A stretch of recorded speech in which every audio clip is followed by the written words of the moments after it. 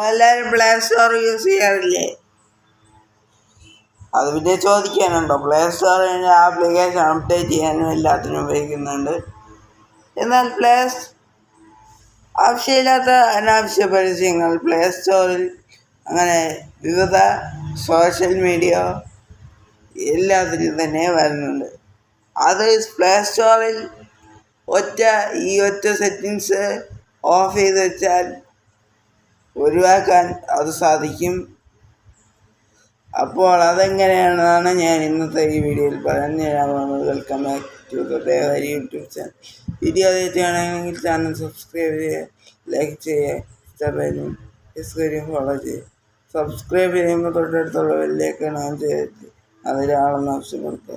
എങ്കിൽ മാത്രമേ ഞാൻ എന്ന വീഡിയോ നോട്ടിഫിക്കേഷൻ നിങ്ങൾക്ക് അപ്പോൾ തന്നെ ലഭിക്കും. അപ്പോൾ നേരെ വീഡിയോ തൊട്ടു നിങ്ങൾ പ്ലേ സ്റ്റോറിൽ ഞാൻ ഫസ്റ്റായിട്ട് പോകും. പ്ലേ സ്റ്റോർ ഓപ്പൺ ചെയ്തതിന് ശേഷം പ്രൊഫൈലിലേക്ക് ക്ലിക്ക് ചെയ്യാം. പ്രൊഫൈലിലേക്ക് ക്ലിക്ക് ചെയ്തതിന് ശേഷം ഇവിടെ ജനറൽ ക്ലിക്ക് ചെയ്യുക. ജനറൽ ക്ലിക്ക് ചെയ്തതിന് ശേഷം ഇവിടെ അക്കൗണ്ട് പ്രിഫറൻസ് ക്ലിക്ക് ചെയ്യുക.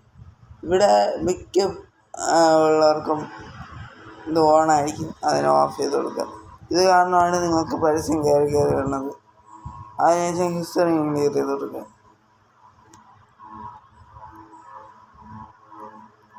ഇത്രയുള്ള കാര്യം, വളരെ സിമ്പിളാണ്, നല്ല സിമ്പിളാണ്.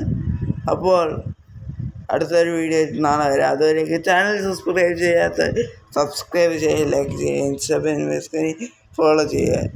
അടുത്തൊരു വീഡിയോ നാളെ വരാം. അതുവരേക്കും ബൈ ബൈ.